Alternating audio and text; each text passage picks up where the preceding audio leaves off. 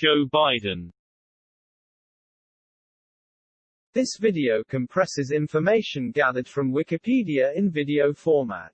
Studies prove that reading while listening improves comprehension, increases speed as well as expands vocabulary and enhances fluency. Video sections. Abstract. Early life and education. 1942 to 1965. Early political career and family life. 1966 to 1972. United States Senate. 1973 to 2009. 2008 Vice Presidential Campaign. Vice Presidency. 2009 to 2017. Post-Vice Presidency. 2017-present. 2020 Presidential Campaign. Political positions. Distinctions. See also. External links. Give your feedback on the comments section. Support the channel by subscribing and liking the video. Thanks. Abstract. Joseph Robinette Biden Jr. is an American politician who served as the 47th Vice President of the United States from 2009 to 2017. He represented Delaware in the U.S. Senate from 1973 to 2009. A member of the Democratic Party. Biden is the presumptive Democratic presidential nominee for the 2020 election, running against the incumbent, Donald Trump. Biden unsuccessfully sought the Democratic presidential nomination in 1988 and 2008. Biden was raised in Scranton, Pennsylvania, and New Castle County, Delaware. He studied at the University of Delaware before receiving his law degree from Syracuse University.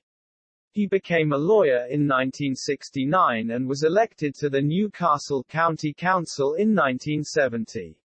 He was elected to the U.S. Senate from Delaware in 1972, becoming the sixth youngest senator in American history. Biden was a longtime member and eventually chairman of the Senate Foreign Relations Committee. He opposed the Gulf War in 1991 but advocated for U.S. and NATO intervention in the Bosnian War in 1994 and 1995, expanding NATO in the 1990s, and the 1999 bombing of Serbia during the Kosovo War. He supported the resolution authorizing the Iraq War in 2002 but opposed the surge of U.S. troops in 2007. He also served as chairman of the Senate Judiciary Committee from 1987 to 1995, dealing with issues related to drug policy, crime prevention, and civil liberties. Biden led the efforts to pass the Violent Crime Control and Law Enforcement Act and the Violence Against Women Act, and oversaw the contentious U.S. Supreme Court nominations of Robert Bork and Clarence Thomas. Biden was re-elected 6 times to the U.S. Senate and was the 4th most senior senator when he resigned after winning the vice presidency alongside Barack Obama in the 2008 presidential election. Obama and Biden were re-elected in 2012. As vice president, Biden oversaw infrastructure spending in 2009 to counteract the Great Recession. His negotiations with congressional Republicans helped the Obama administration pass legislation, including the 2010 Tax Relief Act, which resolved a taxation deadlock, the Budget Control Act of 2011, which resolved a debt ceiling crisis, and the American Taxpayer Relief Act of 2012, which addressed the impending fiscal cliff. In foreign policy, Biden led the efforts to pass the United States-Russia New START Treaty, supported military intervention in Libya, and helped formulate U.S. policy toward Iraq through the withdrawal of U.S. troops in 2011. Following the Sandy Hook Elementary School shooting, Biden led the Gun Violence Task Force, created to address the causes of gun violence in the United States. In October 2015, Biden announced that he would not seek the presidency in the 2016 election. In January 2017, Obama awarded Biden the Presidential Medal of Freedom with distinction. Biden announced his 2020 candidacy for president on April 25, 2019, and in June 2020, he met the 1,991 delegate threshold needed to secure the party's nomination. Early life and education, 1942 to 1965. Joseph Robinette Biden Jr. was born on November 20, 1942, at St. Mary's Hospital in Scranton, Pennsylvania. 5 to Catherine Eugenia, Jean, Biden, N.E. Finnegan, and Joseph Robinette Biden Sr., the first of 4 siblings in a Catholic family. He had a sister and 2 brothers. 9 Jean was of Irish descent, with roots variously attributed to County Louth and County Londonderry. 8 Joseph Sr.'s parents, Mary Elizabeth, N.E. Robinette, and Joseph H. Biden, an oil businessman from Baltimore, Maryland, were of English, French, and Irish descent. 8 Biden's paternal third great-grandfather, William Biden, was born in Sussex, England, and immigrated to the United States. His maternal great-grandfather, Edward Francis Blewett, the child of Irish emigrants from Rappa, Ballina, County Mayo, was a member of the Pennsylvania State Senate. Biden's father was wealthy but had suffered several financial setbacks by the time his son was born. For several years, the family had to live with Biden's maternal grandparents, the Finnegans. When the Scranton area fell into economic decline during the 1950s, Biden's father could not find sustained work. In 1953, the Bidens moved into an apartment in Claymont, Delaware, where they lived for several years before again moving to a house in Wilmington, Delaware. Joe Biden Sr. later became a successful used car salesman, maintaining the family's middle-class lifestyle. Biden attended the Archmere Academy in Claymont, 2732, where he was a standout halfback and wide receiver on the high school football team. He helped lead a perennially losing team to an undefeated season in his senior year. He played on the baseball team as well. Academically, he was a poor student but was considered a natural leader among the students and elected class president during his junior and senior years. 4041 to 99. He graduated in 1961. 4041. He earned his bachelor's degree in 1965 from the University of Delaware, with a double major in history and political science. 98. He played halfback for the Blue Hens freshman football team Monsieur in 1964. He met and eventually married Nelia Hunter. He played varsity football as a defensive back. Biden graduated from Syracuse University College of Law, where he earned a law degree in 1968. He later said he found law school the biggest bore in the world. He was admitted to the Delaware Bar in 1969. During his first year at Syracuse, Biden was accused of plagiarizing 5 of 15 pages of a law review article. He said it was inadvertent, and that he did not know the proper rules of citation. As a result, he failed the course and had to retake it. The plagiarism incident resurfaced in 1987 during his first run for president. Biden received student draft deferments during this period. After he completed his studies, the Selective Service System classified him as unavailable for service due to a history of asthma. He has a stutter, which was more prominent in his childhood and his early 20s. He says he has helped to reduce it by spending many hours reciting poetry in front of a mirror. 99. But it sometimes resurfaces, on occasions such as when he is very tired. It has been suggested that this has affected his performance in Democratic debates during his 2020 campaign for the presidency. Negative impressions of drinking alcohol in the Biden and Finnegan families and in the neighborhood led Biden to be a teetotaler. Early political career and family life, 1966 to 1972. On August 27, 1966, while still a law student, Biden married Nelia Hunter. They overcame her parents' initial reluctance for her to wed a Roman Catholic, and the ceremony was held in a Catholic church in Skaneateles, New York. They had 3 children: Joseph R. Bo Biden III in 1969, Robert Hunter in 1970, and Naomi Christina in 1971. He told her he aimed to become a senator by the age of 30 and then president.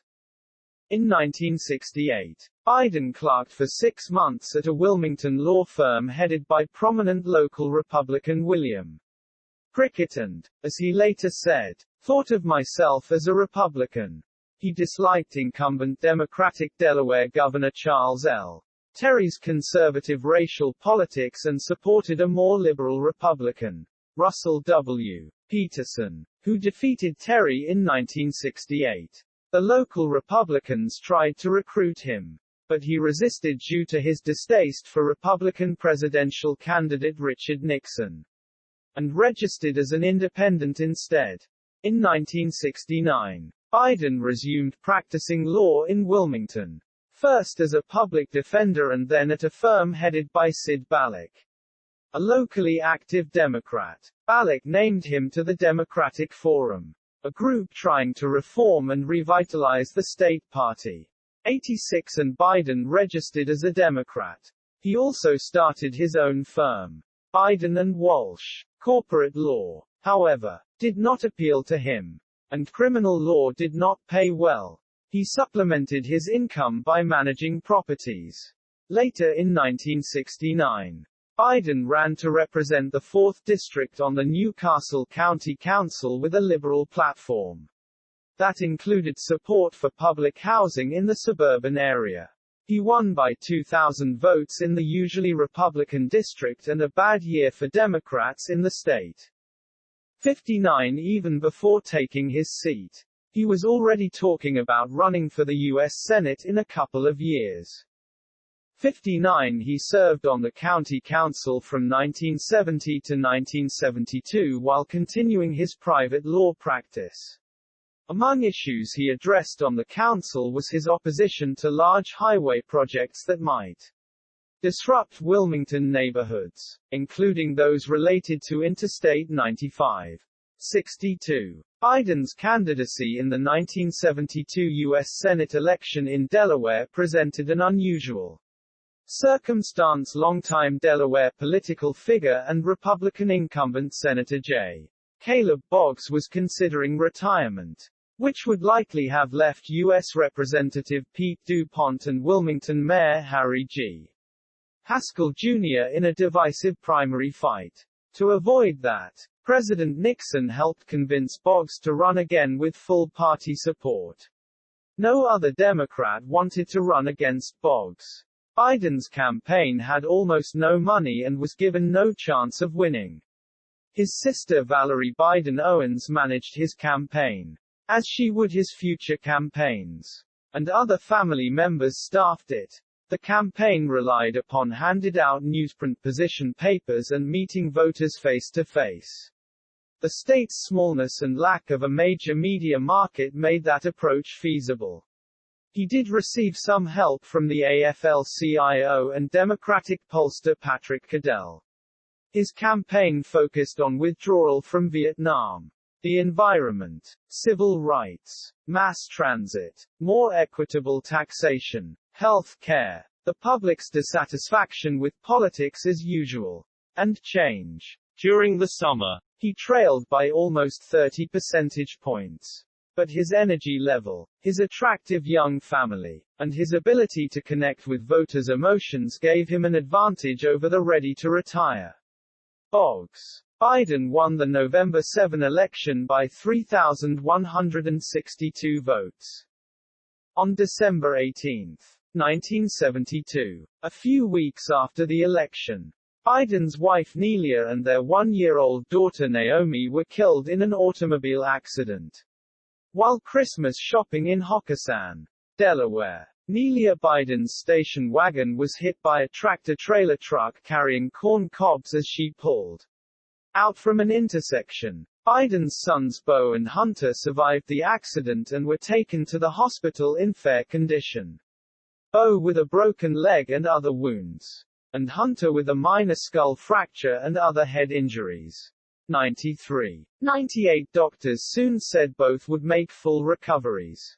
96 Biden considered resigning to care for them, but Senate Majority Leader Mike Mansfield persuaded him not to. United States Senate, 1973 to 2009. Biden was sworn into office on January 5, 1973, by Secretary of the Senate Francis R. Valeo in a small chapel at the Delaware Division of the Wilmington Medical Center. 93. 98 Beau was wheeled in with his leg still in traction.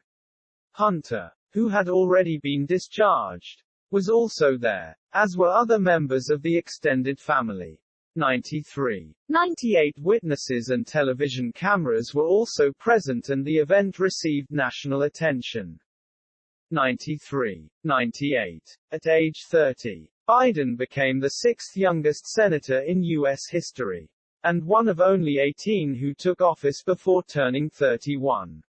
But the accident that killed his wife and daughter left him filled with both anger and religious doubt. I lied to at night when I thought there was a better chance of finding a fight.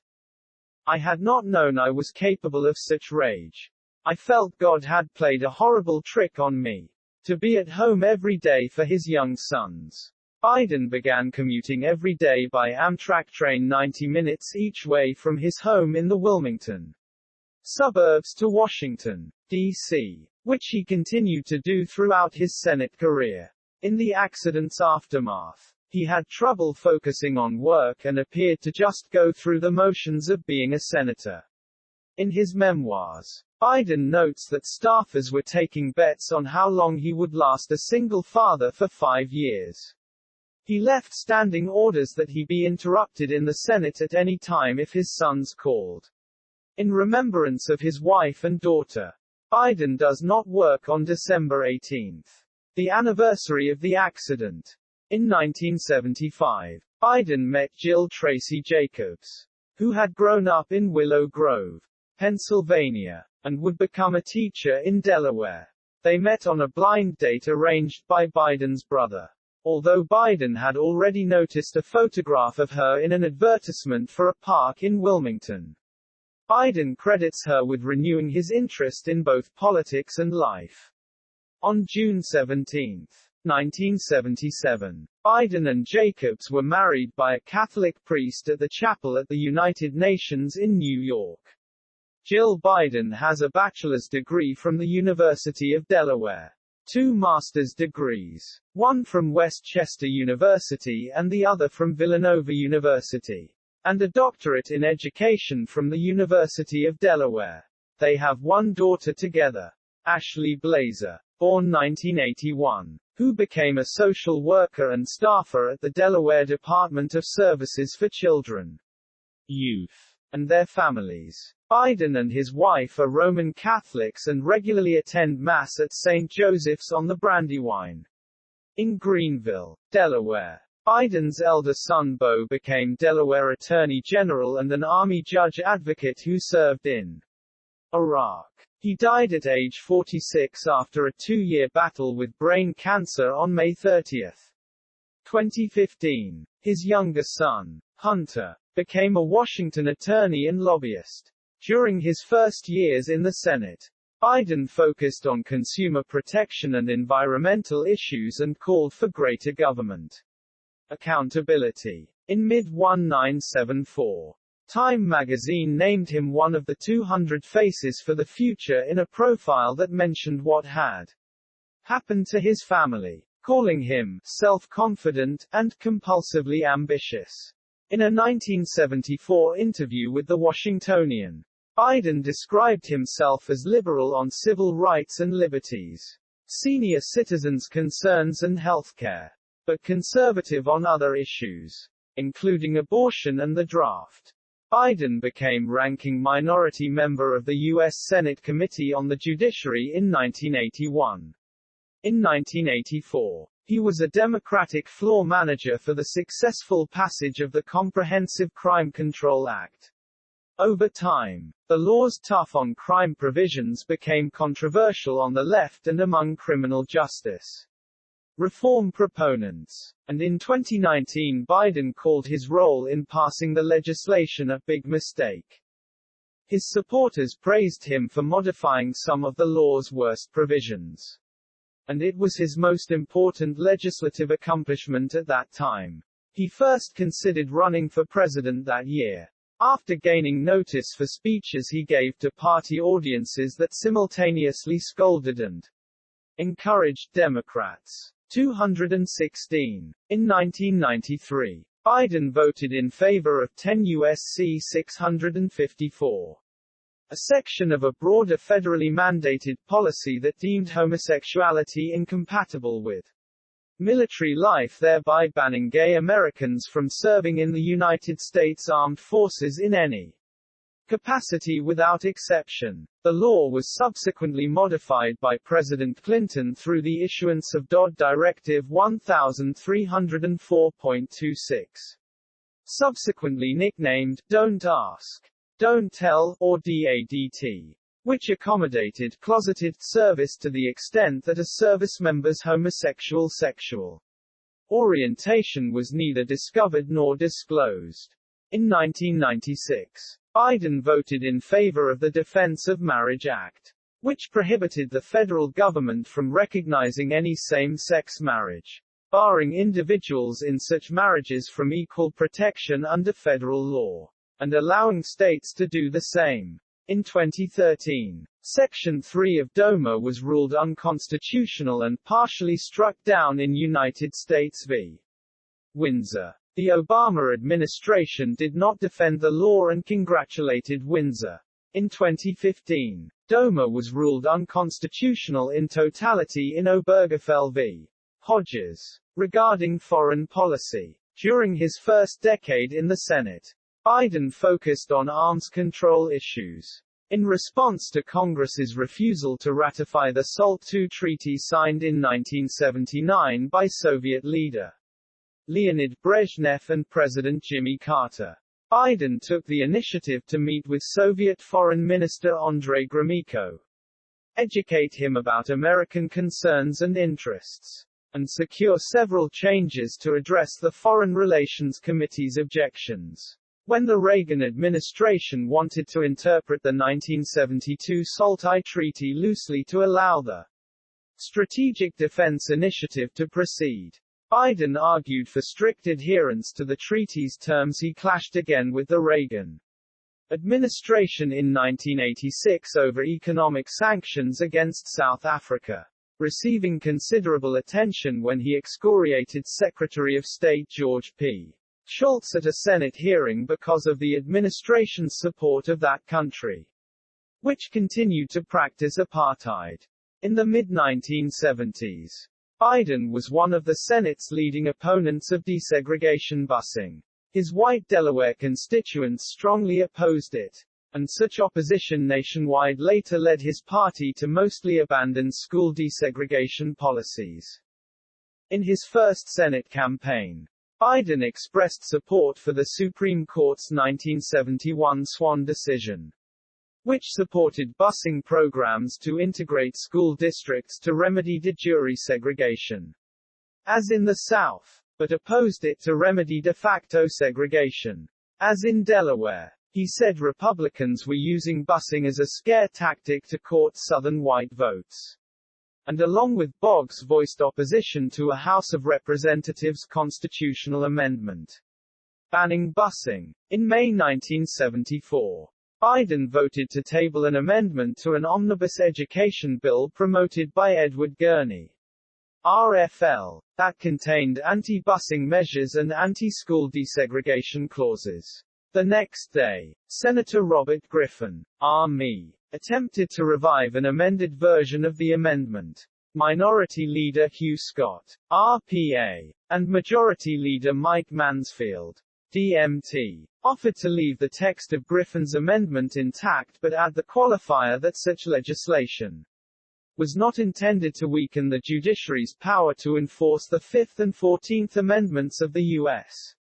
Constitution. Biden voted for this compromise, angering his local voters. Following this, some Delaware residents met at the Krebs School in Newport to protest integration. Biden spoke to the auditorium and said his position on school busing was evolving, emphasizing that busing in Delaware was in his opinion beyond court restrictions. The crowd was unconvinced, and heckled him until he yielded the microphone. This, along with the prospect of a busing plan in Wilmington, led Biden to align himself with civil rights opponent Senator Jesse Helms, RNC. In opposing busing, Biden and anti-busing senators wanted to limit the scope of Title V of the Civil Rights Act of 1964 with respect to the federal government's power to enforce school integration policies. After 1975, Biden took a harsher line on further legislative action to limit busing. That year, Helms proposed an anti-integration amendment to an education bill that would stop the Department of Health, Education, and Welfare, HUE, from collecting data about students' or teachers' races and thereby prevent it from defunding districts that refused to integrate. Biden supported this amendment, saying, "I am sure it comes as a surprise to some of my colleagues that a senator with a voting record such as mine stands up and supports it." He said busing was a bankrupt idea, the cardinal rule of common sense, and that his opposition would make it easier for other liberals to follow suit. But he had also supported integrationist Senator Edward Brooks, RMA, initiatives on housing, job opportunities and voting rights. Civil rights lawyer and NAACP Legal Defense Fund Director Jack Greenberg criticized Biden's support for the bill, saying it heave a brick through the window of school integration.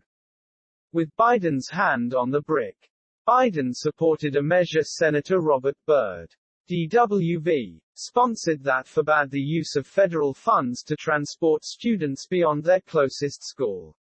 This was adopted as part of the Labor-Hugh Appropriations Act of 1976.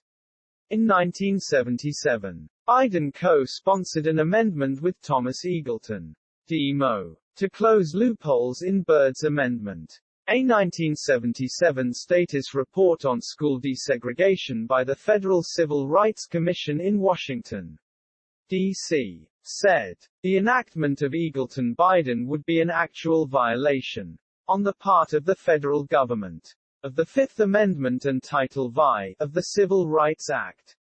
President Carter signed the amendment into law in 1978.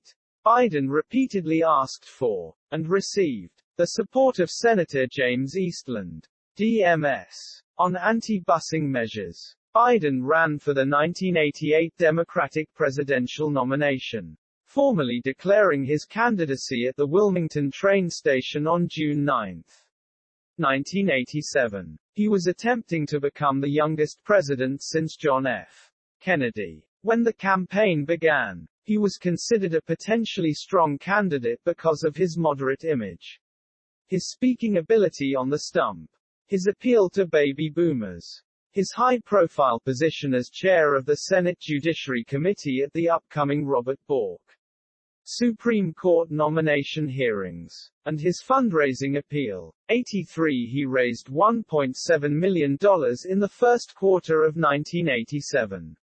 More than any other candidate. 83. By August 1987, Biden's campaign, whose messaging was confused due to staff rivalries, 108,109 had begun to lag behind those of Michael Dukakis and Dick Gephardt, though he had still raised more funds than any candidate but Dukakis, and was seeing an upturn in Iowa polls. 83 In September 1987, the campaign ran into trouble when he was accused of plagiarizing a speech that had been made earlier that year by British Labour Party leader Neil Kinnock. Kinnock's speech included the lines, Why am I the first Kinnick in 1,000 generations to be able to get to university? Why is Glenys the first woman in her family in 1,000 generations to be able to get to university? Was it because all our predecessors were thick? While Biden's speech included the lines, "I started thinking as I was coming over here. Why is it that Joe Biden is the first in his family ever to go to a university? Why is it that my wife, who is sitting out there in the audience, is the first in her family to ever go to college? Is it because our fathers and mothers were not bright? Is it because I'm the first Biden in 1,000 generations to get a college and a graduate degree? That I was smarter than the rest?" Biden had in fact cited Kinnick as the source for the formulation on previous occasions. But he made no reference to the original source at the August 23 Democratic debate at the Iowa State Fair, being reported on 230,232 or in an August 26 interview with the National Education Association. Moreover, while political speeches often appropriate ideas and language from each other, Biden's use came under more scrutiny because he changed aspects of his own family's background to match Kinnick's. Biden was soon found to have lifted passages from a 1967 speech by Robert F. Kennedy earlier that year, and a short phrase from the 1961 inaugural address of John F. Kennedy, and to have done the same with a 1976 passage from Hubert H. Humphrey 2 years earlier. A few days later, Biden's plagiarism incident in law school came to public light. Video was also released showing that when earlier questioned by a New Hampshire resident about his grades in law school, he had said he graduated in the top half of his class, that he had attended law school on a full scholarship, and that he had received 3 degrees in college, each of which was untrue or an exaggeration. Advisors and reporters pointed out that he falsely claimed to have marched in the civil rights movement. The limited amount of other news about the race amplified these revelations. When most of the public was not yet paying attention to the campaigns, Biden thus fell into what the Washington Post writer Paul Taylor called that year's trend: a trial by media ordeal. 86. 88 lacking a strong group of supporters to help him survive the crisis. 8,889 he withdrew from the race on September 23, 1987, saying his candidacy had been overrun by the exaggerated shadow of his past mistakes. After Biden withdrew, it was revealed that the Dukakis campaign had secretly made a video highlighting the Biden-Kinnick comparison and distributed it to news outlets. Later in 1987, the Delaware Supreme Court's Board of Professional Responsibility cleared Biden of the law school plagiarism charges regarding his standing as a lawyer, saying Biden had not violated any rules. In 1988, Biden suffered 2 brain aneurysms, one on the right side and one on the left. Each required surgery with high risk of long-term impact on brain functionality.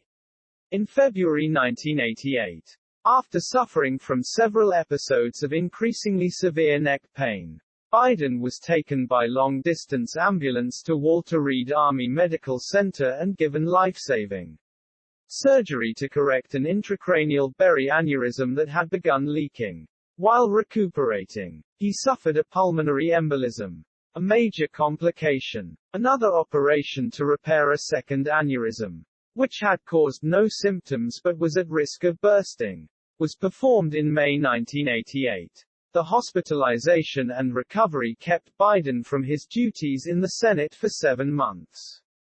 In retrospect, Biden's family came to believe the early end to his presidential campaign had been a blessing in disguise. For had he still been campaigning in 1988, he might well not have stopped to seek medical attention and the condition might have become unsurvivable. In 2013, Biden said, "They take a saw and they cut your head off," and "They literally had to take the top of my head off." He also said he was told he would have less than a 50% chance of full recovery.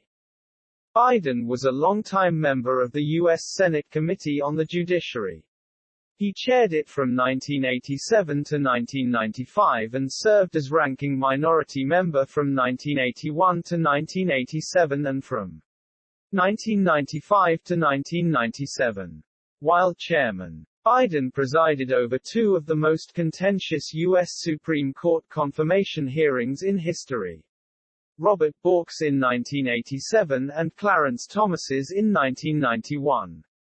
In the Bork hearings, he stated his opposition to Bork soon after the nomination, reversing his approval in an interview of a hypothetical Bork nomination he had made the previous year and angering conservatives who thought he could not conduct the hearings fairly.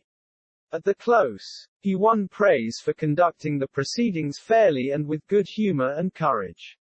Despite his presidential campaign's collapse in the middle of the Monsieur rejecting some of the less intellectually honest arguments that other Bork opponents were making, Biden framed his discussion around the belief that the U.S. Constitution provides rights to liberty and privacy that extend beyond those explicitly enumerated in the text, and that Bork's strong originalism was ideologically incompatible with that view. Bork's nomination was rejected in the committee by a 95 vote, and then rejected in the full Senate. 5,842. In the Thomas hearings, Biden's questions on constitutional issues were often long and convoluted, to the point that Thomas sometimes forgot the question being asked. Biden's style annoyed many viewers. Thomas later wrote that despite Biden's earlier private assurances, his questions had been akin to beanballs. The nomination came out of the committee without a recommendation, with Biden opposed, in part due to his own bad experiences with his presidential campaign. Biden was reluctant to let personal matters into the hearings. He initially shared with the committee, but not the public, Anita Hill's sexual harassment charges, on the grounds she was not yet willing to testify. After she did, Biden did not permit other witnesses to testify further on her behalf, such as Angela Wright and experts on harassment. Biden said he was striving to preserve Thomas's right to privacy and the hearing's decency. The full Senate confirmed Thomas by a 5,248 vote, with Biden again opposed. During and afterward, liberal legal groups and women's groups strongly criticized Biden for mishandling the hearings and not doing enough to support Hill. Biden later sought out women to serve on the Judiciary Committee and emphasized women's issues in the committee's legislative agenda. In April 2019, he called Hill to express regret over how he treated her. After the conversation, Hill said she remained deeply unsatisfied. Biden was involved in crafting many federal crime laws. He spearheaded the Violent Crime Control and Law Enforcement Act of 1994, also known as the Biden Crime Law, which included the federal assault weapons ban, which expired in 2004 after its 10-year sunset period and was not renewed. It also included the Violence Against Women Act, VAWA, which contains a broad array of measures to combat domestic violence.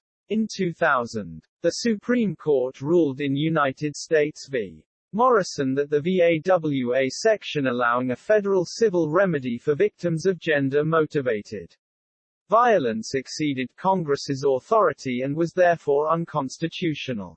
Congress reauthorized VAWA in 2000 and 2005. Biden has said, "I consider the Violence Against Women Act the single most significant legislation that I've crafted during my 35-year tenure in the Senate." In 2004 and 2005, he enlisted major American technology companies in diagnosing the problems of the Austin, Texas-based National Domestic Violence Hotline, and to donate equipment and expertise to it in a successful effort to improve its services.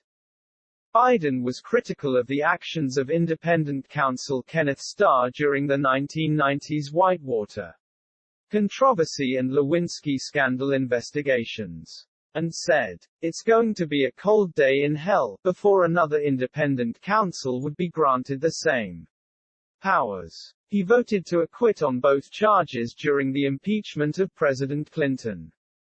As chairman of the International Narcotics Control Caucus, Biden wrote the laws that created the U.S. Drug Czar, who oversees and coordinates national drug control policy. In April 2003, he introduced the Reducing Americans' Vulnerability to Ecstasy, RAVE, Act. He continued to work to stop the spread of date rape drugs, such as flunitrazepam, and party drugs such as ecstasy and ketamine. In 2004, he worked to pass a bill outlawing steroids like androstenedione, the drug many baseball players used.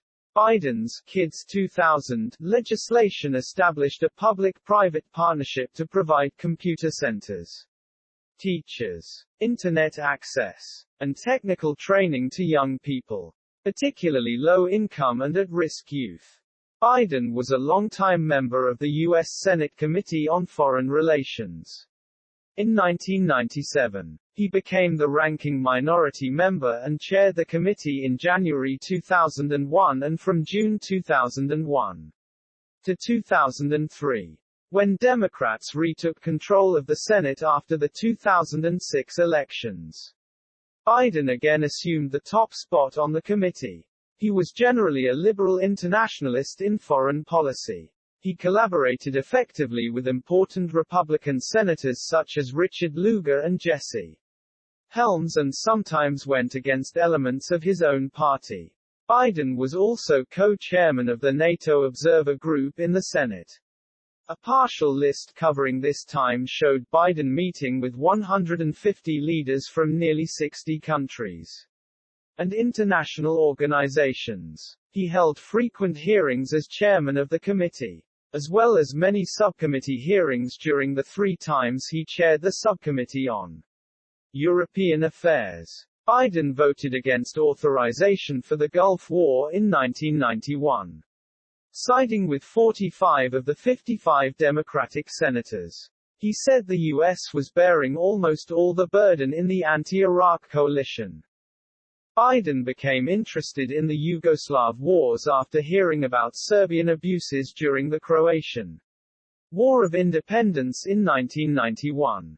Once the Bosnian War broke out, Biden was among the first to call for the lift and strike policy of lifting the arms embargo, training Bosnian Muslims and supporting them with NATO airstrikes, and investigating war crimes. The George H.W. Bush administration and Clinton administration were both reluctant to implement the policy, fearing Balkan entanglement. In April 1993, Biden spent a week in the Balkans and held a tense 3-hour meeting with Serbian leader Slobodan Milović. Biden related that he had told Milović, "I think you're a damn war criminal and you should be tried as one."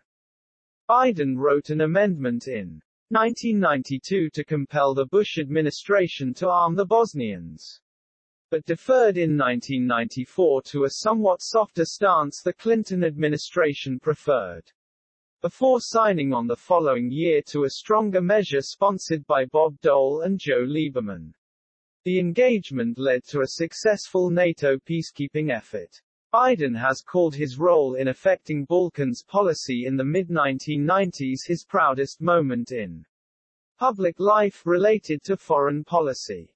In 1998, Congressional Quarterly named Biden one of 12 who made a difference for playing a lead role in several foreign policy matters, including NATO enlargement and the successful passage of bills to streamline foreign affairs agencies and punish religious persecution overseas. In 1999, during the Kosovo War, Biden supported the 1999 NATO bombing of the Federal Republic of Yugoslavia, and co-sponsored with John McCain the McCain-Biden Kosovo Resolution, which called on President Clinton to use all necessary force including ground troops, to confront Milovi over Yugoslav actions in Kosovo. In 2016, Biden paid a state visit to Serbia where he met with Serbian President Aleksandar Vučić and expressed his condolences for the civilian victims of the bombing campaign.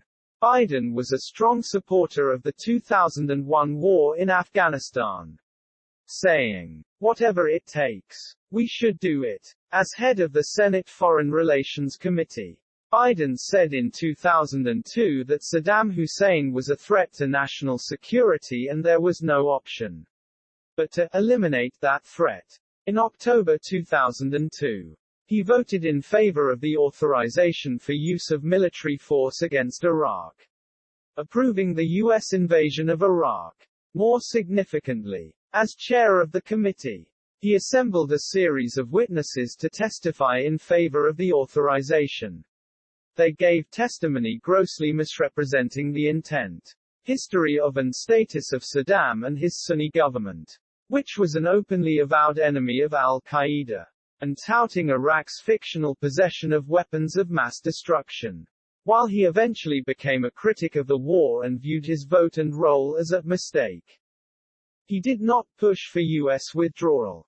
He supported the appropriations to pay for the occupation, but argued repeatedly that the war should be internationalized, that more soldiers were needed, and that the Bush administration should level with the American people about the cost and length of the conflict. By late 2006, Biden's stance had shifted considerably, and he opposed the troop surge of 2007, saying General David Petraeus was dead flat wrong in believing the surge could work. Biden instead advocated dividing Iraq into a loose federation of 3 ethnic states. In November 2006, Biden and Leslie H. Gelb, President Emeritus of the Council on Foreign Relations, released a comprehensive strategy to end sectarian violence in Iraq, rather than continuing the present approach or withdrawing. The plan called for a third way, federalizing Iraq and giving Kurds, Shiites, and Sunnis breathing room in their own regions. 572,573 in September 2007. A non-binding resolution endorsing such a scheme passed the Senate, but the idea was unfamiliar, had no political constituency, and failed to gain traction. Iraq's political leadership denounced the resolution as de facto partitioning of the country, and the U.S. Embassy in Baghdad issued a statement distancing itself from it. In March 2004, Biden secured the brief release of Libyan democracy activist and political prisoner Fatih El-Jami, after meeting with leader Muammar Gaddafi in Tripoli. In May 2008, Biden sharply criticized President George W. Bush for his speech to Israel's Knesset, where he suggested some Democrats were acting the way some Western leaders did when they appeased Hitler in the run-up to World War II. Biden said, "This is bullshit. This is malarkey. This is outrageous. Outrageous for the President of the United States to go to a foreign country, sit in the Knesset, and make this kind of ridiculous statement. Since when does this administration think that if you sit down, you have to eliminate the word no from your vocabulary?" He later apologized for using the expletive.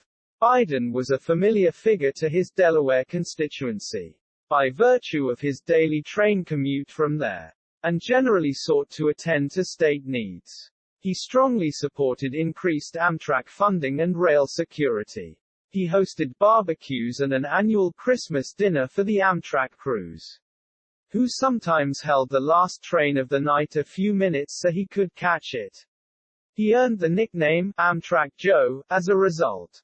He was an advocate for Delaware military installations, including Dover Air Force Base and Newcastle Air National Guard Base. In 1978, when Biden was seeking re-election to the Senate, Wilmington's federally mandated cross-district busing plan generated much turmoil. Biden's compromise solution between his white constituents and African American leaders was to Introduce legislation to outlaw the court's power to enforce certain types of busing, while allowing it to end segregation school districts had deliberately imposed. White anti-integrationists seized on a comment Biden made that he would support the use of federal helicopters if Wilmington's schools could not be voluntarily integrated. And Delaware NAACP head Littleton P. Mitchell later said, Biden adequately represented our community for many years. But he quivered that one time on busing. The compromise nearly alienated him from both working-class whites and African Americans. But tensions ended after a teachers' strike that had begun over pay issues raised by the busing plan. Beginning in 1991, Biden served as an adjunct professor at the Widener University School of Law, Delaware's only law school, teaching a seminar on constitutional law. The seminar was one of Widener's most popular, often with a waiting list for enrollment. Biden typically co-taught the course with another professor, taking on at least half the course minutes and sometimes flying back from overseas to make one of the classes. During the 2000s, Biden sponsored bankruptcy legislation that was sought by MBNA, one of Delaware's largest companies, and other credit card issuers. He allowed an amendment to the bill to increase the homestead exemption for homeowners declaring bankruptcy and fought for an amendment to forbid felons from using bankruptcy to discharge fines. President Clinton vetoed the bill in 2000, but it finally passed in 2005 as the Bankruptcy Abuse Prevention and Consumer Protection Act, with Biden supporting it. A vociferous supporter, Biden was one of only 18 Democratic senators to vote with the Republicans in favor of the legislation, while leading Democrats and consumer rights organizations came out in opposition. Biden held up trade agreements with Russia when that country stopped importing U.S. chickens. The downstate Sussex County region is the nation's top chicken-producing area. In 2007, Biden requested and gained $67 million worth of projects for his constituents through congressional earmarks. Following his first election in 1972, Biden was re-elected to 6 more Senate terms. In 1978, 1984, 1990, 1996, 2002, and 2008, usually getting about 60% of the vote. He did not face strong opposition. Pete DuPont, then governor, chose not to run against him in 1984. Biden spent 28 years as a junior senator due to the 2-year seniority of his Republican colleague, William Roth. After Tom Carper defeated Roth in 2000, Biden became Delaware's senior senator. He then became the longest-serving senator in Delaware history and, as of 2018, was the 18th longest-serving senator in U.S. history.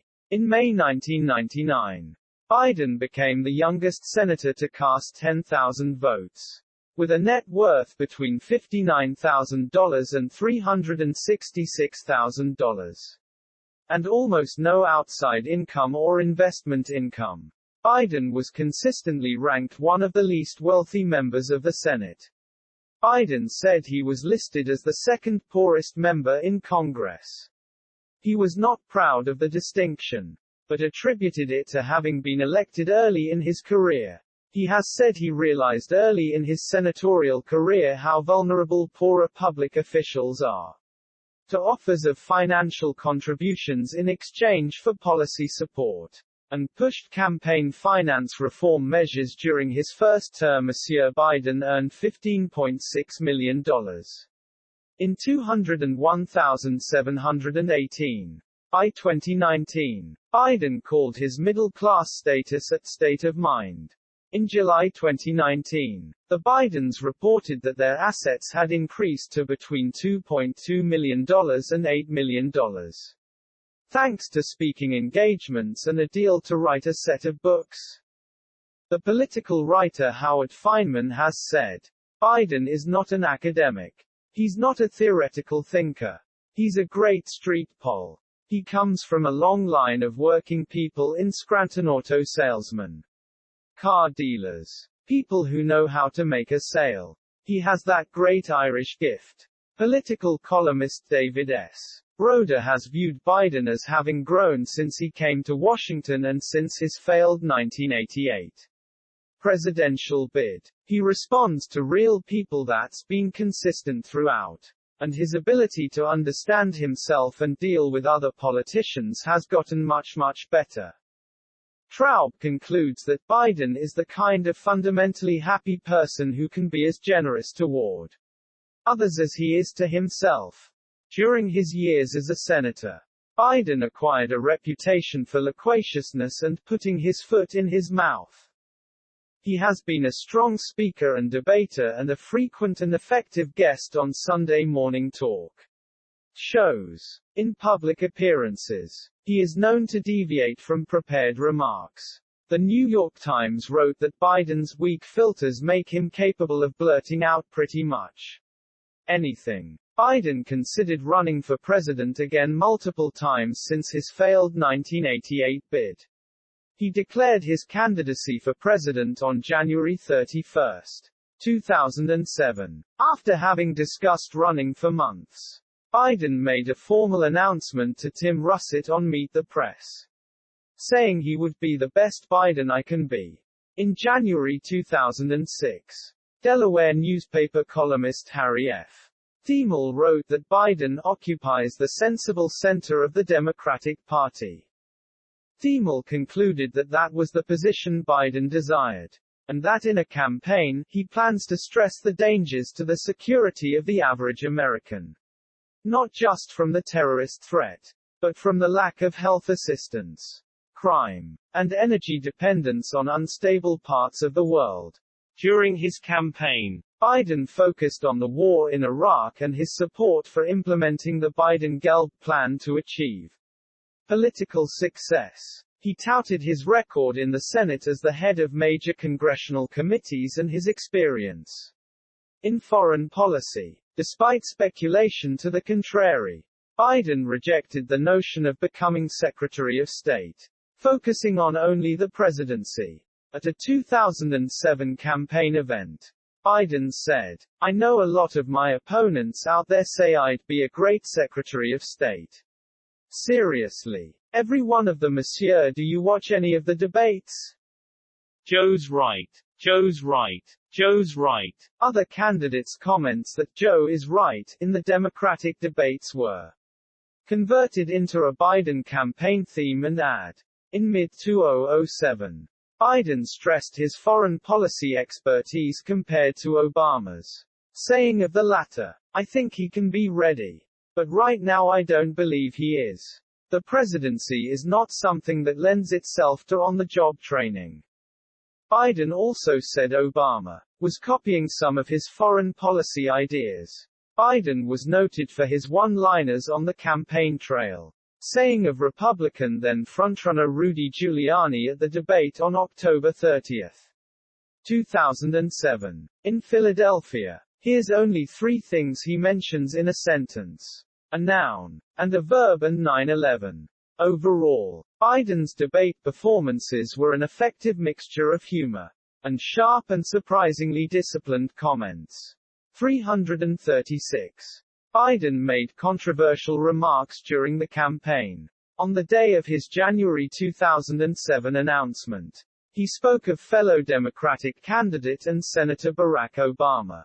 "I mean, you got the first mainstream African American who is articulate and bright and clean and a nice-looking guy. I mean, that's a storybook, man." This comment undermined his campaign as soon as it began and significantly damaged his fundraising capabilities. 336. It later took second place on Time magazine's list of top 10 campaign gaffes for 2007.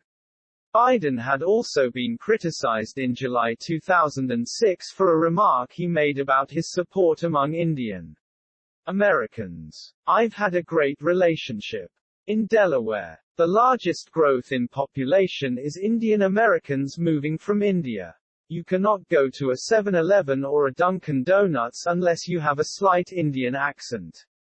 I'm not joking. Biden later said the remark was not intended to be derogatory. In an unusual move, Biden shared campaign planes with one of his rivals for the nomination. Senator Chris Dodd of Connecticut. Dodd and Biden were friends and seeking to save funds during somewhat long-shot efforts at the nomination. Overall, Biden had difficulty raising funds, struggled to draw people to his rallies, and failed to gain traction against the high-profile candidacies of Obama and Senator Hillary Clinton. He never rose above single digits in national polls of the Democratic candidates. In the first contest on January 3, 2008, Biden placed fifth in the Iowa caucuses, garnering slightly less than 1% of the state delegates. He withdrew from the race that evening, saying, "There is nothing sad about tonight. I feel no regret." Despite its lack of success, Biden's stature in the political world rose as the result of his 2008 campaign. 336 in particular. It changed the relationship between Biden and Obama, although the two had served together on the Senate Foreign Relations Committee. They had not been close, with Biden resenting Obama's quick rise to political stardom and Obama viewing Biden as garrulous and patronizing. 28. 337,338 having gotten to know each other during 2007. Obama appreciated Biden's campaigning style and appeal to working-class voters. And Biden said he became convinced Obama was the real deal. 28. 337,338. 2008 Vice Presidential Campaign. Shortly following Biden's withdrawal from the presidential race, Obama privately told him he was interested in finding an important place for Biden in his administration. Biden declined Obama's first request to vet him for the vice presidential slot, fearing the vice presidency would represent a loss in status and voice from his Senate position, but later changed his mind. In a June 22, 2008, interview on NBC's Meet the Press, Biden confirmed that, although he was not actively seeking a spot on the ticket, he would accept the offer if it came. In early August, Obama and Biden met in secret to discuss the possibility, and developed a strong personal rapport. On August 22, 2008, Obama announced that Biden would be his running mate. The New York Times reported that the strategy behind the choice reflected a desire to fill out their ticket with someone with foreign policy and national security experience and not to help the ticket win a swing state or to emphasize Obama's change message. Others pointed out Biden's appeal to middle-class and blue-collar voters, as well as his willingness to aggressively challenge Republican nominee John McCain in a way that Obama seemed uncomfortable doing at times. In accepting Obama's offer, Biden ruled out running for president again in 2016. But his comments in later years seemed to back off that stance, as he did not want to diminish his political power by appearing uninterested in advancement. Biden was officially nominated for vice president on August 27 by voice vote at the 2008 Democratic National Convention in Denver. After his selection as the vice presidential candidate, Biden's Roman Catholic Diocese of Wilmington confirmed that even if elected vice president, he would not be allowed to speak at Catholic schools. The bishop of his original hometown of Scranton, Pennsylvania, soon barred Biden from receiving Holy Communion because of his support for abortion rights. But Biden continued to receive communion at his local Delaware parish. Scranton became a flashpoint in the competition for swing state Catholic voters between their Democratic campaign and liberal Catholic groups, who stressed that other social issues should be considered as much as or more than abortion. And many bishops and conservative Catholics, who maintained abortion was paramount. Biden said he believed life begins at conception but would not impose his religious views on others. Bishop Saltarelli had previously said of stances like Biden's No one today would accept this statement from any public servant. I am personally opposed to human slavery and racism but will not impose my personal conviction in the legislative arena. Likewise, none of us should accept this statement from any public servant. I am personally opposed to abortion but will not impose my personal conviction in the legislative arena. Biden's vice presidential campaigning gained little media visibility, as far greater press attention was focused on the Republican running mate, Alaska Governor Sarah Palin, during 1 week in September 2008. For instance, the Pew Research Center's Project for E-Excellence in Journalism found that Biden was included in only 5% of coverage of the race, far less than the other three candidates on the tickets received. Biden nevertheless focused on campaigning in economically challenged areas of swing states and trying to win over blue-collar Democrats, especially those who had supported Hillary Clinton. Biden attacked McCain heavily despite a long-standing personal friendship. He said, "That guy the first used to know.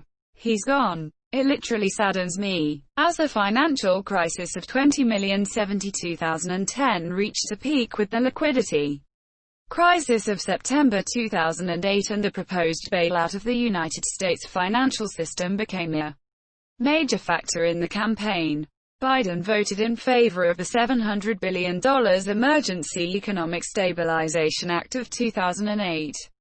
Which went on to pass in the Senate, 7,425.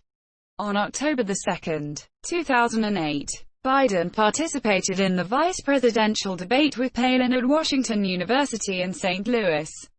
Post-debate polls found that while Palin exceeded many voters' expectations, Biden had won the debate overall, 655,661 on October 5. Biden suspended campaign events for a few days after the death of his mother-in-law. During the campaign's final days, he focused on less populated, older, less well-off areas of battleground states, especially Florida, Ohio, and Pennsylvania, where polling indicated he was popular and where Obama had not campaigned or performed well in their Democratic primaries. He also campaigned in some normally Republican states, as well as in areas with large Catholic populations. Under instructions from the Obama campaign, Biden kept his speeches succinct and tried to avoid offhand remarks, such as one about Obama's being tested by a foreign power soon after taking office, which had attracted negative attention. Privately, Biden's remarks frustrated Obama. "How many times is Biden gonna say something stupid?" he asked. 411,414. 419 Obama campaign staffers referred to Biden blunders as Joe bombs and kept Biden uninformed about strategy discussions, which in turn irked Biden. Relations between the two campaigns became strained for a month, until Biden apologized on a call to Obama and the two built a stronger partnership. 411,414 publicly. Obama strategist David Axelrod said Biden's high popularity ratings had outweighed any unexpected comments. Nationally, Biden had a 60% favorability rating in a Pew Research Center poll, compared to Palin's 44%. On November 4, 2008, Obama was elected president and Biden was elected vice president. The Obama-Biden ticket won 365 electoral votes to McCain-Palin's 173, and won 53% of the popular vote. Biden had continued to run for his Senate seat as well as for vice president, as permitted by Delaware law. Biden was the fourth person to run for vice president and re-election to the Senate simultaneously, after Lyndon Johnson, Lloyd Bentsen, and Joe Lieberman, and the second to have won both elections after Johnson. On November 4 he was also re-elected to the Senate, defeating Republican Christine O'Donnell. Having won both races, Biden made a point of holding off his resignation from the Senate so he could be sworn in for his seventh term on January 6, 2009. He became the youngest senator ever to start a seventh full term, and said, "In all my life, The greatest honor bestowed upon me has been serving the people of Delaware as their United States Senator. Biden cast his last Senate vote on January 15, supporting the release of the second $350 billion for the Troubled Asset Relief Program. Monsieur Biden resigned from the Senate later that day. In emotional farewell remarks on the Senate floor, where he had spent most of his adult life, Biden said, "Every good thing I have seen happen here, every bold step taken in the 36-plus years I have been here, came not from the application of pressure by interest groups, but through the maturation of personal relationships." Delaware Governor Ruth Ann Minner appointed longtime Biden advisor Ted Kaufman to complete his term. Monsieur Kaufman chose not to run for a full term, allowing Democrat Chris Coons to succeed him after a special election in 2010. Vice Presidency, 2009 to 2017. Soon after the 2008 election, Biden was appointed chairman of President-elect Obama's transition team.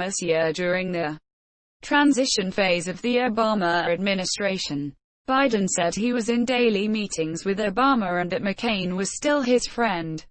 The U.S. Secret Service gave Biden the code name Celtic, referring to his Irish roots. Biden chose veteran Democratic lawyer and aide Ron Klain as his chief of staff, and Time Washington bureau chief Jay Caney as his director of communications. He intended to eliminate some of the explicit roles assumed by his predecessor, Dick Cheney, who had established himself as an autonomous power center. Otherwise, Biden said he would not emulate any previous vice presidency, but would instead seek to provide advice and counsel on every critical decision Obama would make. He said he was closely involved in all the cabinet appointments made during the transition. Biden was also named to head the new White House Task Force on Working Families, an initiative to improve the middle class's economic well-being.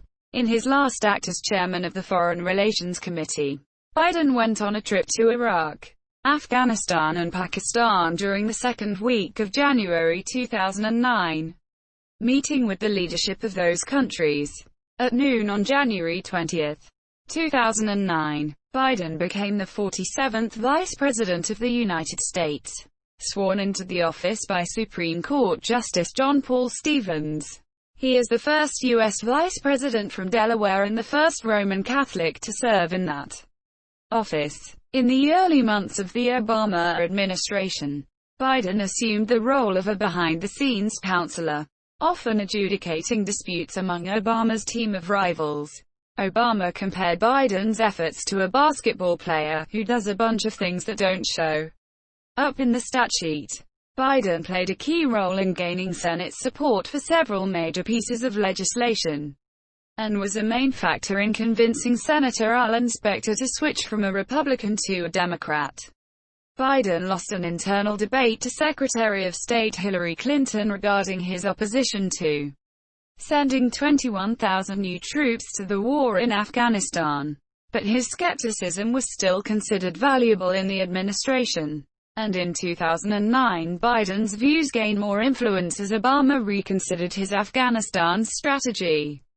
Biden visited Iraq about every 2 months, becoming the administration's point man in delivering messages to Iraqi leadership about expected progress in the country. More generally, overseeing Iraq policy became Biden's responsibility.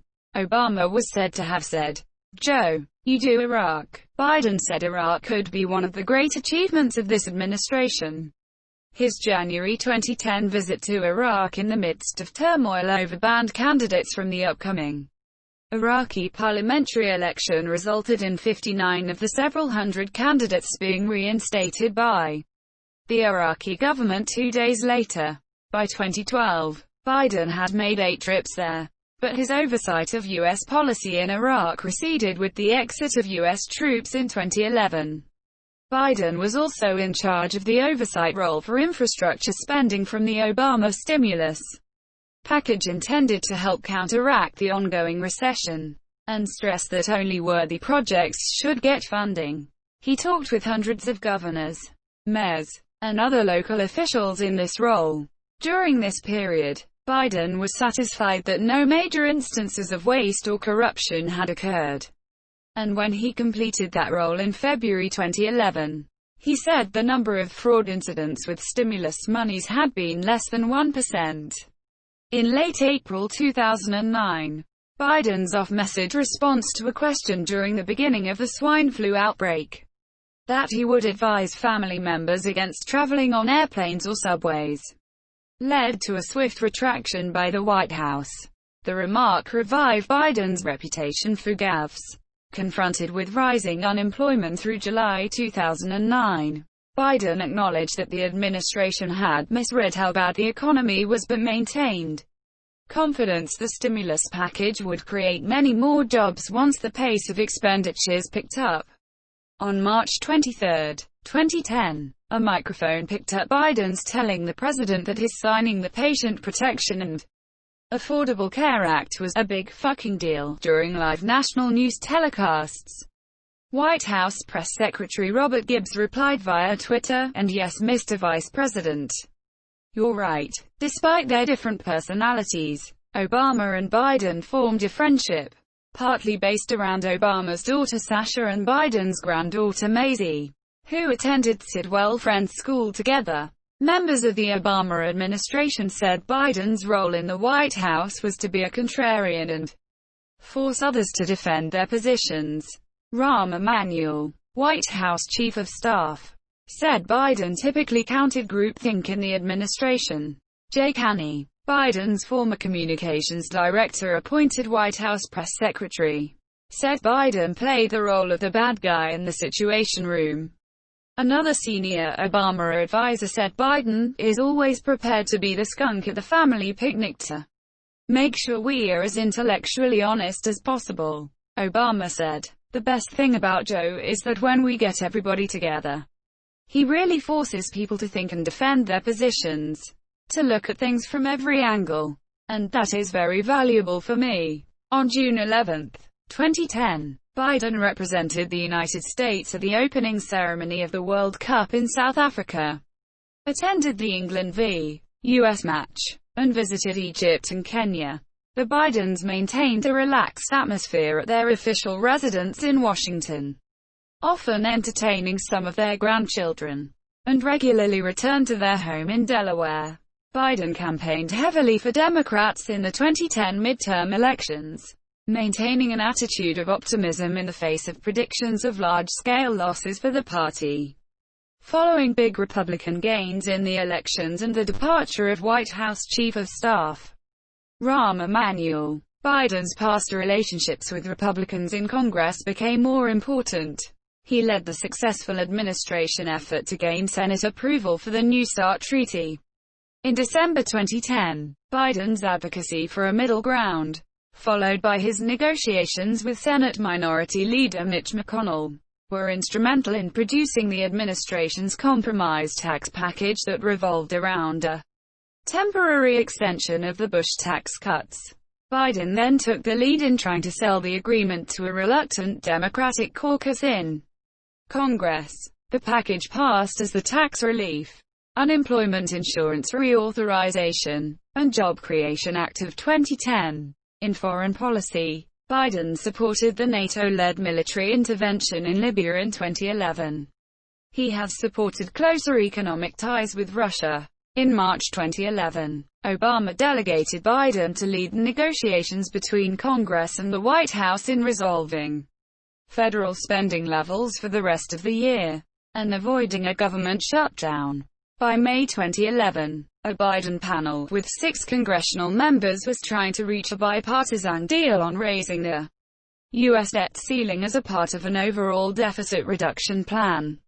The U.S. debt ceiling crisis developed over the next couple months, but it was again Biden's relationship with McConnell that proved a key factor in breaking the deadlock and finally bringing about a deal to resolve it, in the form of the Budget Control Act of 2011.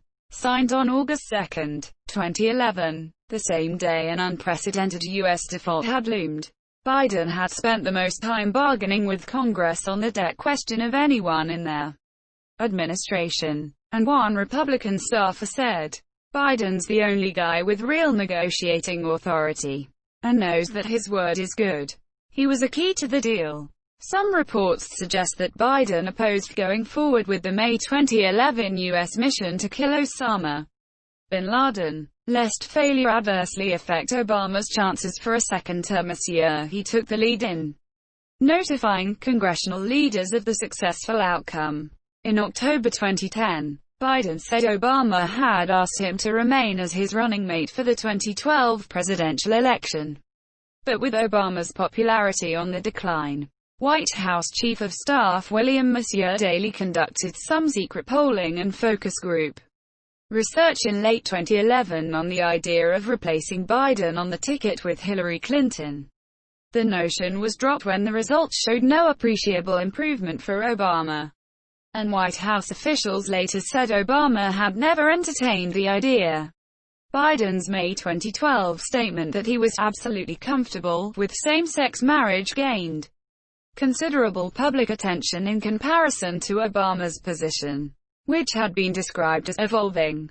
Biden made his statement without administration consent, and Obama and his aides were quite irked, since Obama had planned to shift position several months later in the build-up to the party convention, and since Biden had previously counseled the president to avoid the issue lest key Catholic voters be offended. Gay rights advocates seized upon Biden's statement, and within days, Obama announced that he too supported same-sex marriage, an action in part forced by Biden's unexpected remarks. Biden apologized to Obama in private for having spoken out, while Obama acknowledged publicly it had been done from the heart. The incident showed that Biden still struggled at times with message discipline. As Time wrote, everyone knows Biden's greatest strength is also his greatest weakness. Relations were also strained between the campaigns when Biden appeared to use his position to bolster fundraising contacts for a possible run for president in 2016, and he ended up being excluded from Obama campaign strategy meetings.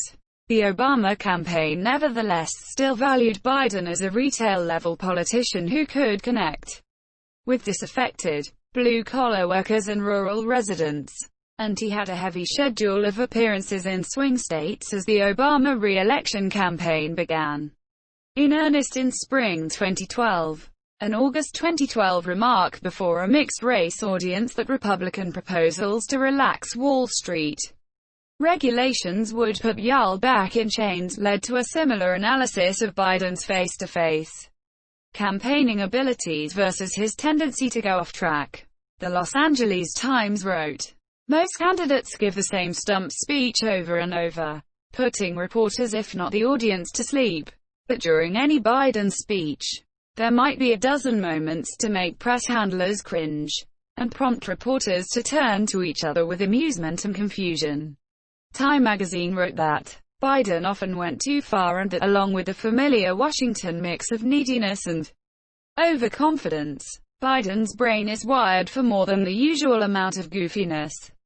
Biden was officially nominated for a second term as vice president on September 6 by voice vote at the 2012 Democratic National Convention in Charlotte, North Carolina. He faced his Republican counterpart, Representative Paul Ryan, in the vice presidential debate on October 11 in Danville, Kentucky. There he made a feisty, emotional defense of the Obama administration's record and energetically attacked the Republican ticket, attempting to regain the momentum lost by Obama's unfocused debate performance against Republican nominee Mitt Romney the week before.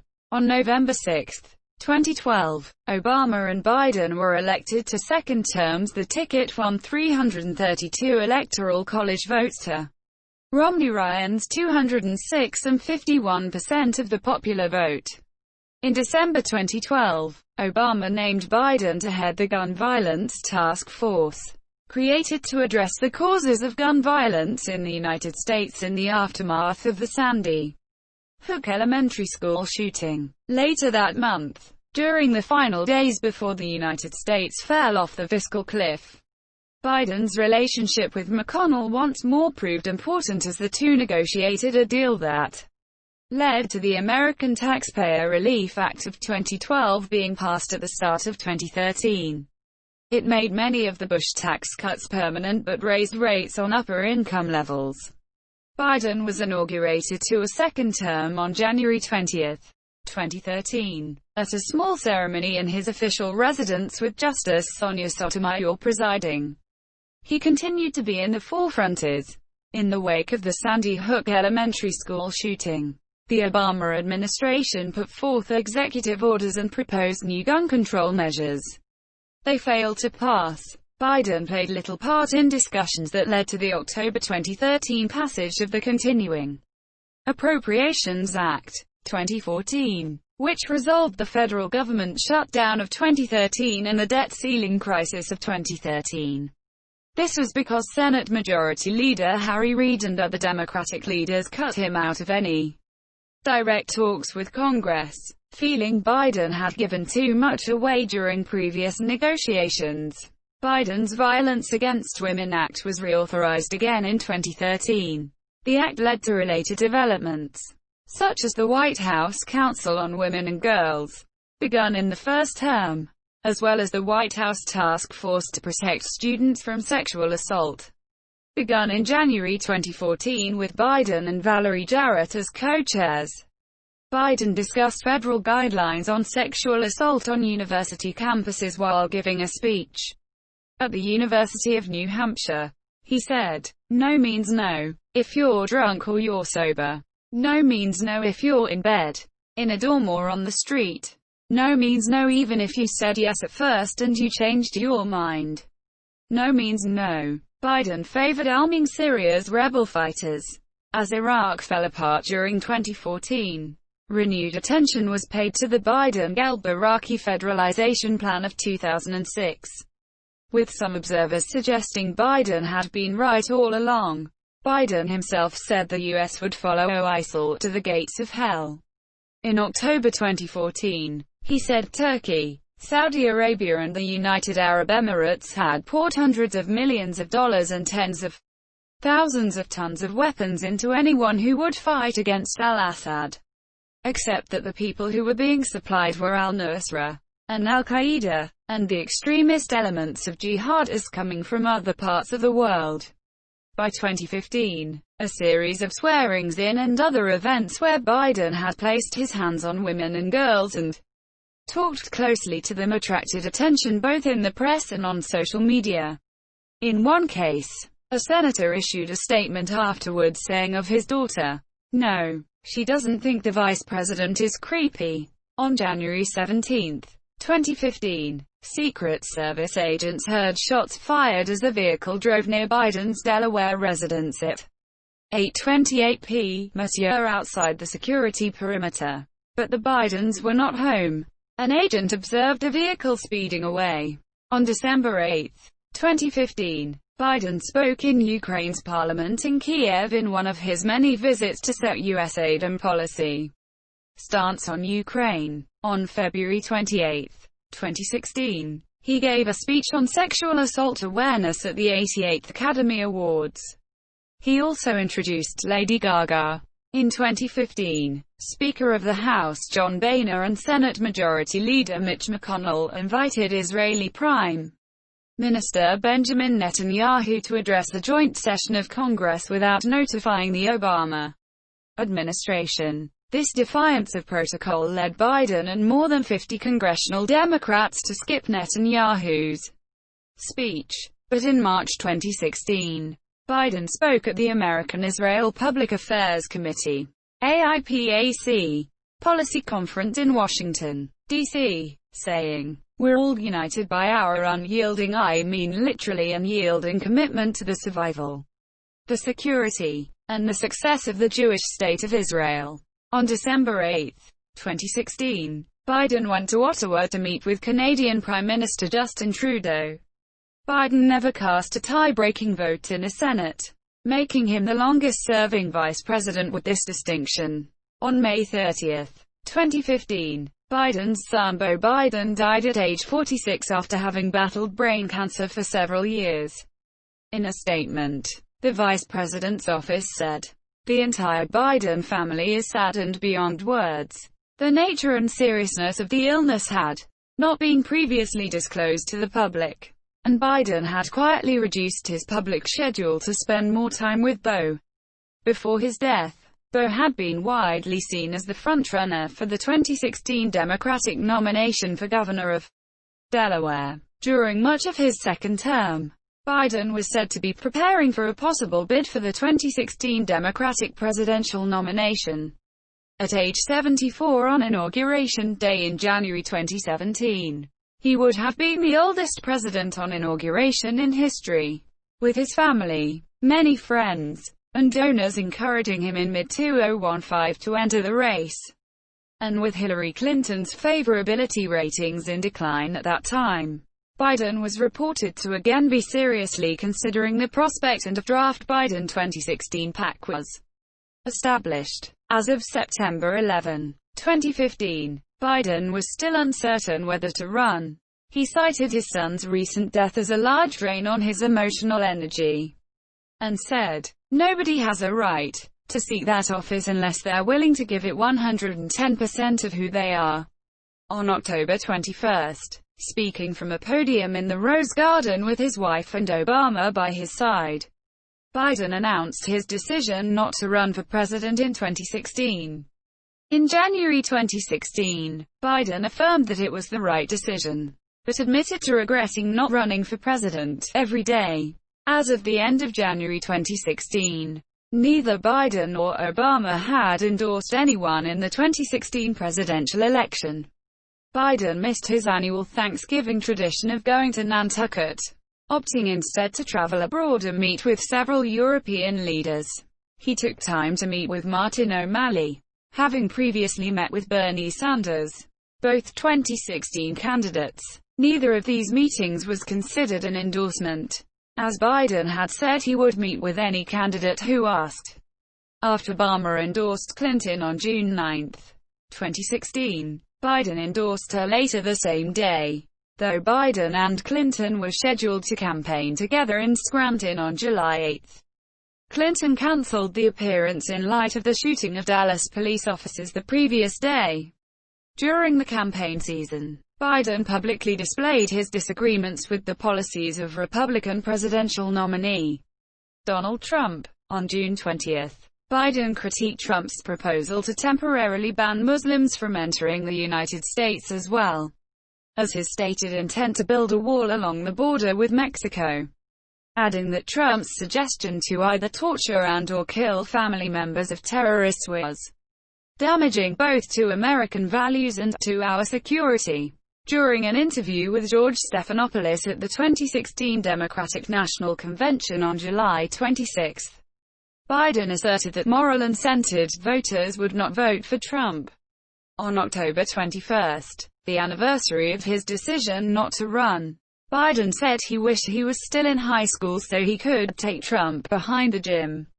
On October 24, Biden clarified he would have fought Trump only if he was still in high school.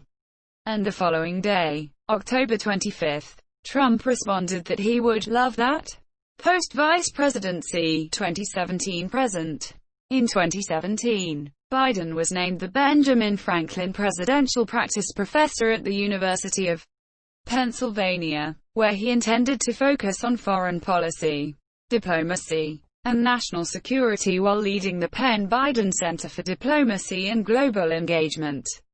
He also wanted to pursue his cancer moonshot agenda, calling the fight against cancer the only bipartisan thing left in America. In March 2017, Biden had been close friends with Senator John McCain for over 30 years. In 2018, McCain died at the age of 81 of the same kind of cancer Beau Biden died of. Biden gave the eulogy at McCain's funeral service in Phoenix, Arizona. He opened with, "My name's Joe Biden. I'm a Democrat, and I love John McCain." He also called him a brother. Biden also served as a pallbearer at McCain's memorial service at the Washington National Cathedral, alongside Warren Beatty and Michael Bloomberg. While attending the launch of the Penn-Biden Center for Diplomacy and Global Engagement on March 30, 2017. A student asked Biden what piece of advice he would give Trump. Biden responded that Trump should grow up and cease his tweeting so he could focus on the office. During a speech at a May 29 gathering of Phil Murphy supporters at a community center gymnasium, Biden said, "There are a lot of people out there who are frightened. Trump played on their fears. What we haven't done, in my view, this is a criticism of all we haven't spoken enough to the fears and aspirations of the people we come from." On June 17, 2017, Biden predicted that state the nation is today will not be sustained by the American people, while speaking at a Florida Democratic Party fundraiser in Hollywood. Biden told CBS This Morning that Trump's administration seems to feel the need to coddle autocrats and dictators like Saudi Arabian leaders, Russian President Putin, North Korean leader Kim Jong-un and Philippine President Rodrigo Duterte. In October 2018, Biden said if Democrats retook the House of Representatives, "I hope they don't. I don't think there's a basis for doing that right now." On June 11, 2019, Biden criticized Trump's damaging trade war with China. He also criticized Trump's decision to withdraw U.S. troops from Syria, which critics say gave Turkey the green light to launch the military offensive against Syrian Kurds. During an appearance at the Brainstorm Health Conference in San Diego, California on May 2, 2017, Biden said the public has moved ahead of the administration. On May 31, Biden tweeted that climate change was an existential threat to our future, and remaining in the Paris Agreement was the best way to protect our children and global leadership. The next day, after Trump announced U.S. withdrawal from the agreement, Biden tweeted that the choice imperils U.S. security and our ability to own a clean energy future. While appearing at the Concordia Europe Summit in Athens, Greece on June 7, Biden said, referring to the withdrawal, "The vast majority of the American people do not agree with the decision the president made." On March 22, 2017, during his first appearance on Capitol Hill since Trump's inauguration, Biden called the Republican health care bill a tax bill, meant to transfer nearly $1 trillion used for health benefits for those struggling to wealthy Americans. On May 4, after the House of Representatives narrowly voted for the American Health Care Act, Biden tweeted that it was a day of shame for Congress, lamenting the loss of pre-existing condition protections. On June 24, in response to Senate Republicans revealing an American Health Care Act draft the previous day, Biden tweeted that the bill isn't about health care at all, it's a wealth transfer. Slashes care to fund tax cuts for the wealthy and corporations. On July 28, in response to the Republican Senate health care bill failing, Biden tweeted, "Thank you to everyone who tirelessly worked to protect the health care of millions." On September 5, 2017, after Attorney General Jeff Sessions announced that the Trump administration would rescind deferred action for childhood arrivals, Biden tweeted, "Brought by parents. These children had no choice in coming here. Now they'll be sent to countries they've never known.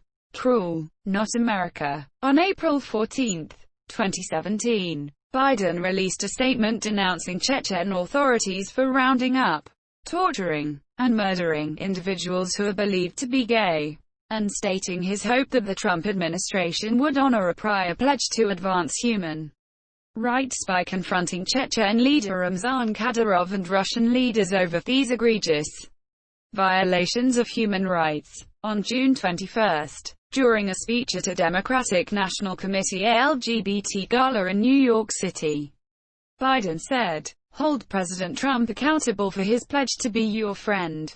On July 26, 2017, after Trump announced a ban of transgender people serving in the military, Biden tweeted, "Every patriotic American who is qualified to serve in our military should be able to serve.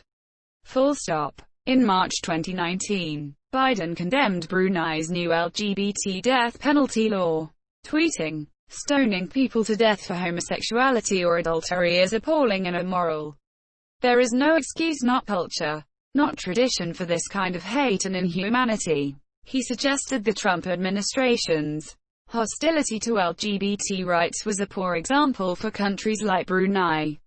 On May 6, 2020, the Human Rights Campaign endorsed Biden's presidential campaign to achieve LGBTQ equality in the United States. Biden accepted the endorsement and emphasized the importance of continuing to fight for civil rights.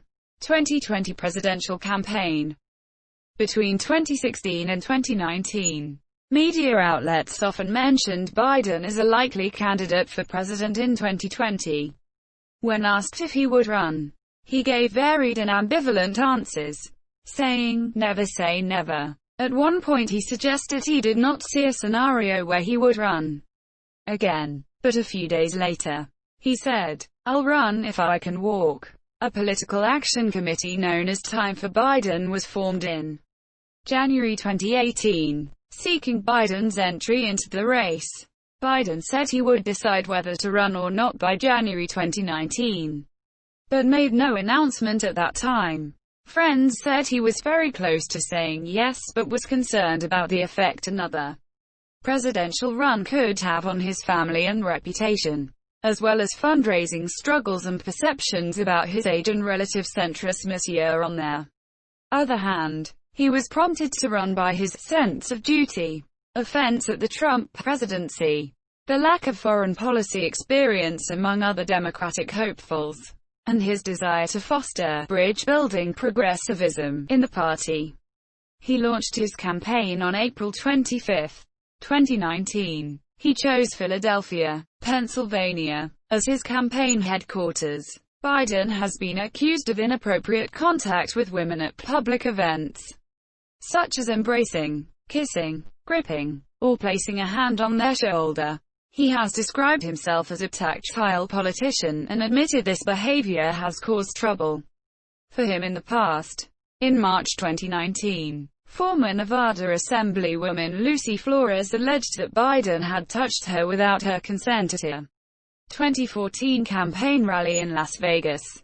In an op-ed, Flores wrote that Biden had walked up behind her, put his hands on her shoulders, smelled her hair, and kissed the back of her head, adding that the way he touched her was an intimate way reserved for close friends, family, or romantic partners, and I felt powerless to do anything about it. Biden's spokesman said Biden did not recall the behavior described. 2 days later, Amy Lapos, a former congressional aide to Jim Himes, said Biden touched her in a non-sexual but inappropriate way by holding her head to rub noses with her at a political fundraiser in Greenwich in 2009. The next day, 2 more women came forward with allegations of inappropriate conduct. Caitlin Caruso said Biden placed his hand on her thigh, and DJ Hill said he ran his hand from her shoulder down her back. In early April 2019, 3 women told the Washington Post Biden had touched them in ways that made them feel uncomfortable. In April 2019, former Biden staffer Tara Reid said she had felt uncomfortable on several occasions when Biden touched her on her shoulder and neck during her employment in his Senate office in 1993. Biden apologized for not understanding how people would react to his actions, but said his intentions were honorable. He went on to say he was not sorry for anything he had ever done, which led critics to accuse him of sending a mixed message. In March 2020, Reid accused him of sexual assault in 1993. Biden and his campaign denied the allegation. On July 15, 2019, the non-profit Biden Cancer Initiative announced it would cease operations for the foreseeable future. Biden and his wife left the initiative's board in April as an ethics precaution before starting his presidential campaign. In September 2019, it was reported that President Trump had pressured Ukrainian President Volodymyr Zelensky to investigate alleged wrongdoing by Biden and his son Hunter Biden. Despite the allegations, as of September 2019, no evidence has been produced of any wrongdoing by the Bidens. The media widely interpreted this pressure to investigate the Bidens as trying to hurt Biden's chances of winning the presidency, resulting in a political scandal and Trump's impeachment by the House of Representatives. Beginning in 2019, President Trump and his allies falsely accused Biden of getting the Ukrainian prosecutor general, Viktor Shokin, fired because he was ostensibly pursuing an investigation into Burisma Holdings, which employed Hunter Biden. Biden was accused of withholding $1 billion in aid from Ukraine in this effort. In 2015, then Vice President Biden pressured the Ukrainian parliament to remove Shokin because the United States, the European Union and other international organizations considered him corrupt and ineffective, and in particular was not assertively investigating Burisma. The withholding of the $1 billion in aid was part of this official policy. Throughout 2019, Biden generally led his Democratic rivals in national polls and was considered the frontrunner in the Democratic presidential primaries. Despite this, he finished fourth in the Iowa caucuses, and 8 days later, fifth in the New Hampshire primary.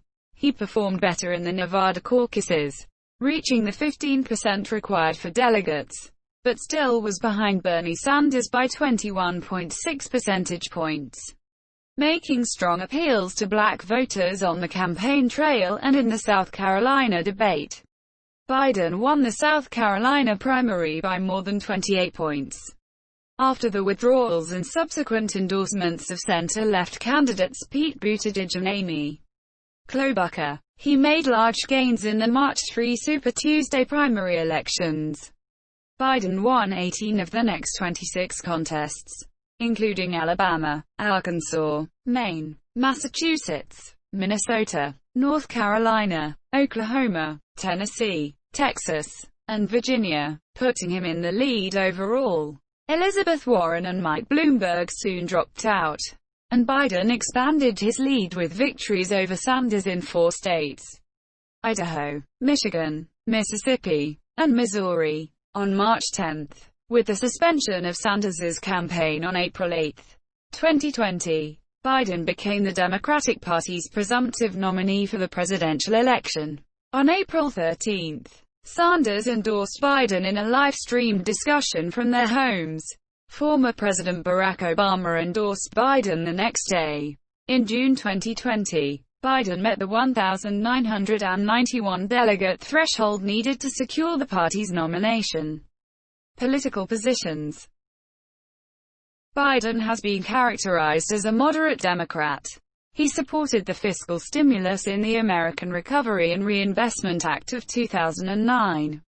The increased infrastructure spending proposed by the Obama administration. Mass transit, including Amtrak, bus, and subway subsidies, abortion rights, same-sex marriage, and the reduced military spending in the Obama administration's fiscal year 2014 budget.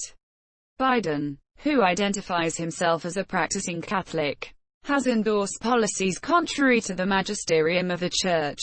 His views regarding abortion have changed over the years. He initially opposed federal funding for abortion and supported the Hyde Amendment, saying in 1974 that Roe v. Wade went too far, and a woman the sole right to say what should happen to her body. In a 2006 interview he said, "I do not view abortion as a choice and a right. I think it's always a tragedy." However, in 2019, he dropped support of the Hyde Amendment, calling Roe v. Wade the law of the land, and saying he would work to codify the decision into federal law. Some political scientists gauge ideology by comparing the annual ratings by the Americans for Democratic Action, ADA, with the ratings by the American Conservative Union, ACU. Biden has a lifetime liberal 72% score from the ADA through 2004, while the ACU awarded Biden a lifetime conservative rating of 13% through 2008. Using another metric, Biden has a lifetime average liberal score of 77.5%. According to a National Journal analysis that places him ideologically among the center of Senate Democrats as of 2008. The Almanac of American Politics rates congressional votes as liberal-conservative on their political spectrum, in 3 policy areas: economic, social, and foreign. For 200,506, Biden's average ratings were as follows. The economic rating was 80% liberal and 13% conservative. The social rating was 78% liberal and 18% conservative. And the foreign rating was 71% liberal and 25% conservative. This has not changed significantly over time. His liberal ratings in the mid-1980s were also in the 70%–80% range. Various advocacy groups have given Biden scores or grades for how well his votes align with their positions. The American Civil Liberties Union gives him an 80% lifetime score, with a 91% score for the 110th Congress. Biden opposes drilling for oil in the Arctic National Wildlife Refuge and supports governmental funding to find new energy sources.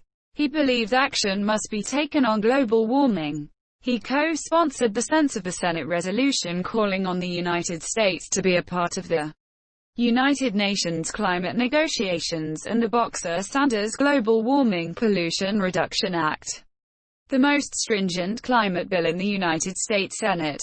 The AFL-CIO gave Biden an 85% lifetime approval rating, and he voted for the North American Free Trade Agreement, NAFTA. As a senator, Biden had long forged deep relationships with police groups and was a chief proponent of a police officers' Bill of Rights measure that was police unions supported but police chiefs opposed. As vice president, he served as a White House liaison to police distinctions.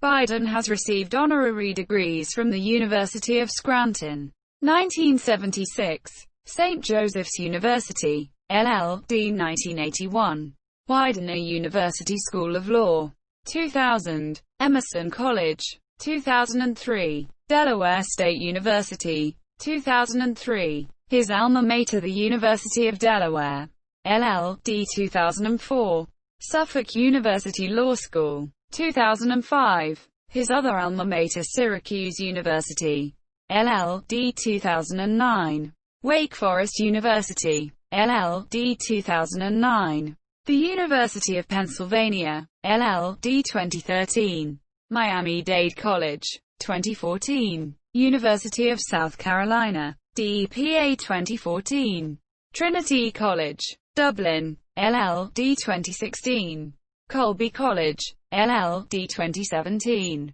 Morgan State University, DPS 2017.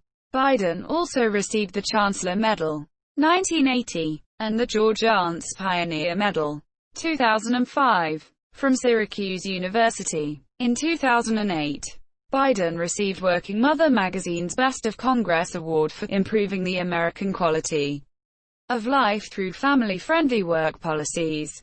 Also in 2008, he shared with fellow Senator Richard Lugar the government of Pakistan's Hilal-i-Pakistan Award, in recognition of their consistent support for Pakistan. In 2009, Kosovo gave Biden the Golden Medal of Freedom, the region's highest award, for his vocal support for its independence in the late 1990s.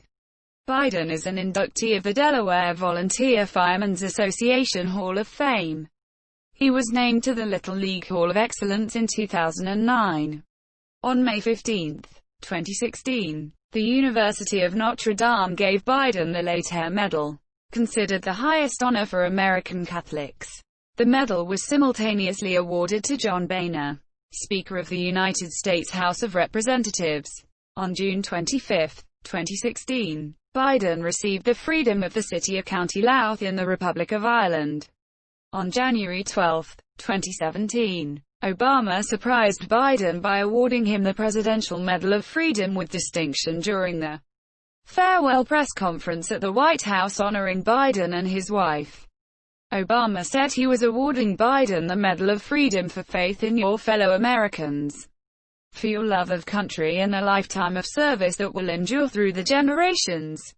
It was the first and only time Obama awarded the Medal of Freedom with the additional honor of distinction. an honor his three predecessors had reserved for only President Ronald Reagan, Colin Powell and Pope John Paul II, respectively. On December 11, 2018, the University of Delaware renamed its School of Public Policy and Administration the Joseph R.